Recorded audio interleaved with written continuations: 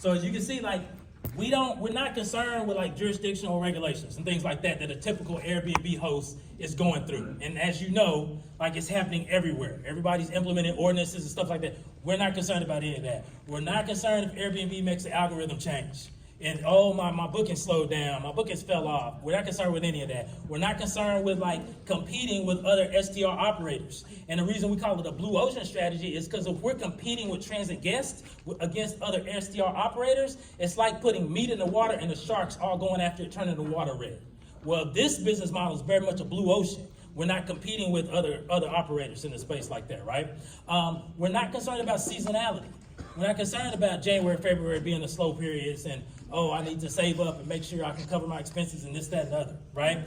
We don't have to run ads, do Facebook marketing, Google ads, targeting, anything like that, right? And that's why this is very much a blue ocean strategy, so I'm gonna get into it. All right, so here's a case study.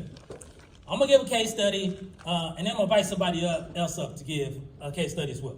So, again, keep in mind what my background was previously. I was in commercial sales, I was working for a technology company, and we were selling into different verticals, one of which I was assigned to was the federal government, military and federal government, okay? And so year 2 into this business, I had a light bulb moment. And I'm like, wait a second, why am I not leveraging what I learned in my previous W-2 in this job? It's just in this business, it's just a different product or service that I'm selling, right? But it's the same process. And so we turned that on. And so what I did was, just knowing what I learned in my previous line of work, I went out and I found a Fortune 500 company that was holding a DoD contract, a Department of Defense contract, okay? So under this DoD contract, they were responsible, I should say they are responsible because it's still going on, they're responsible for training military, for the training and recertification of military pilots and mechanics, okay? And so what happens is these military pilots and mechanics, they'll come into this area, to this training facility on rotation. Basically, they come in 2 and 4 week intervals every single month. And the mechanics come in for 2 weeks and the pilots come in for 30 days, okay? And so what happens is the government, what they say is, okay, one, we're gonna need housing under this contract. So this big Fortune 500 company, they have this big umbrella contract, right? That, that is responsible for doing a bunch of things, but one of those is lodging those trainees and those people coming in for the training, okay? And so we said, hey, we want to fulfill that training need. Now, they were already using limited stay, limited service properties, Holiday Inn Express, Courtyard, Fairfield Inn, stuff like that, right? We said we want to provide our properties, it's a better product than these limited stay properties, right? It's a superior product, right? So we said we want to be on that list where the trainees can also choose to come to our properties, okay? And so we were able to get on that list. Now, the reason why we like it so much is because the government has what they call a GSA rate, a government services rate, a government services lodging per diem, that they will pay up to a certain amount of money per night, okay, for federal contractors, employees, anybody that falls under the federal umbrella, okay? And so in that area where we are at, Dallas Fort Worth, that rate is $167 a night, okay? So let's do some math.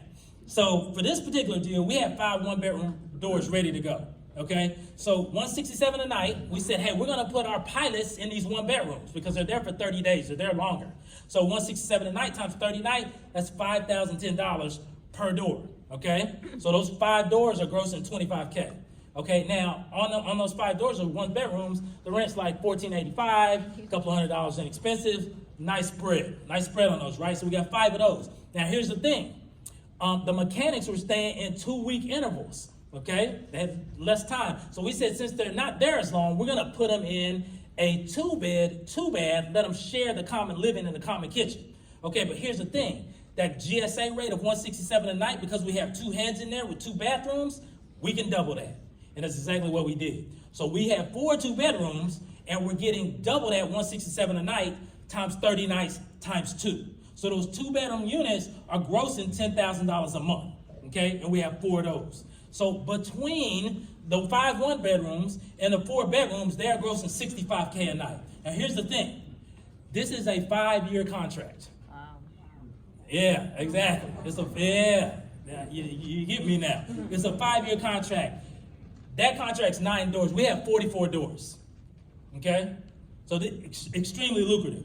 And of those 44, only 3 of those properties are left on the OTAs, and that's intentional because they're near Cowboy Stadium and they just stay busy, right?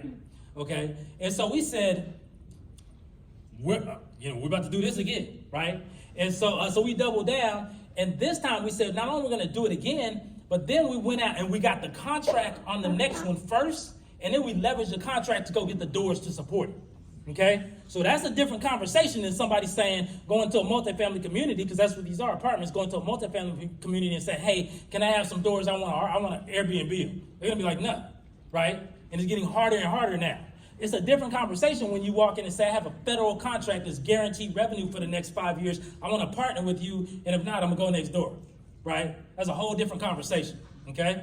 And so we doubled down on that. And it has been wildly successful. And that's a multi-year contract as well, okay?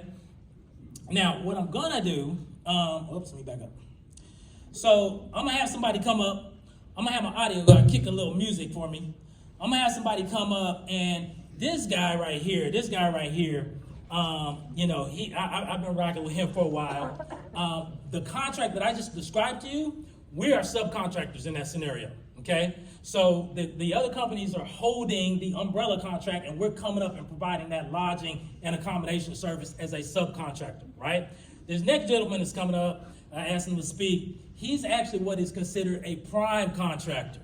So a prime contractor is when you have a contract between your entity and the federal government directly. Extremely lucrative, okay? So I got a few minutes left, so Jeremy, we're gonna run through this real quick because we're gonna do some Q&A. So Jeremy, come on up. So y'all give him a hand. Give him a hand.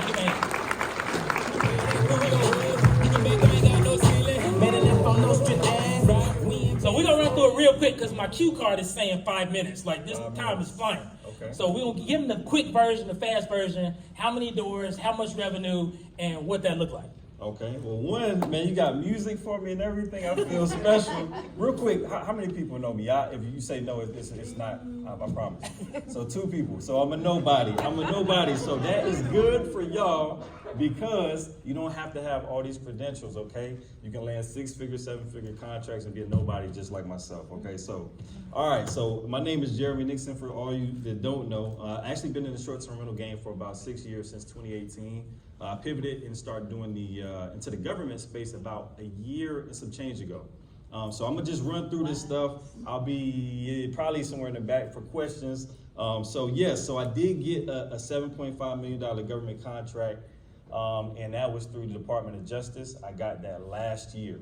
And how I got that, I didn't have any properties in Alabama or anything like that. I pretty much saw this opportunity. Department of Justice was looking for hotels, actually. They were looking for hotels to lodge 50 of their trainers or trainees and instructors in Huntsville, Alabama, right? So what I did was I said, hey, I don't have hotels, but I think you should consider corporate apartments because, your folks are going to be there for periods of like 2.5 months. So I said, hey, look, you guys might want to just consider this, and what I did was, again, I didn't have the inventory. I went and I found some brand new construction in Huntsville, Alabama, and I found 2 locations, actually. Actually, I found 3 locations. So I gave them an apartment community, and then also gave them, in my proposal, I gave them 2 hotels just to, if they didn't fill my apartment proposal, I gave them 2 hotels to consider. So not only did they loved my proposal. I kid you not, and I'm not just saying that because they really loved my proposal. And so much, they gave me, I won the contract, and then also they added the 2 hotels onto my contract as well. So, how many doors total? How many doors? So so it's 50 doors. It's 50 doors. Now, they gave me, I took 50 doors, but afterwards, you have what's called a kickoff meeting, and they tell you the nitty gritty and what exactly they need. So they end up needing more than 50 doors. So actually, I have 70 doors in Huntsville, Alabama. Now the kicker is the GSA rate for this particular area was $98. Okay, so $98, and you do the math, 30 days in a month, right? So that comes out to I think it's like $2,900, right? So my all-in expenses for each door was about $2,300 because I added some, housekeeping and whatnot in. So we spend about $2,300 a month per door in Huntsville, Alabama. So $2,900 is the what I get, right? So that's like a $600 spread per door per month, right? But listen, y'all, I'm blessed. So this is what actually happened though. So like I said, GSA rate was $98. I kid you not. Soon as fiscal year 2024 started, the GSA rate for Huntsville, Alabama went to $127 a night. So you can do the math. You do the math. So now we're from $2,900 a month to like $3,800 a month. So now I'm getting another, how much is that? 900? Yeah. So it's a lot. It's a lot, right? A lot. Yeah. So again, I'm really just blessed. I didn't even know I was going to be on here today. My guy asked me to come up and speak, so obviously I'm going to speak. And I tell you one thing that he's not going to tell you. I've been rocking with him since I knew Noble since like 2018. But this government stuff, he's been teaching me probably the last 2 years. And my first proposal, he crafted about 80% of it. He's the one that actually told me about it. He said, "Hey, Jeremy, you need to go after this." And he spent a lot of time helping me on that. And I just want to say thank you, man. I really appreciate you, man. Really appreciate it.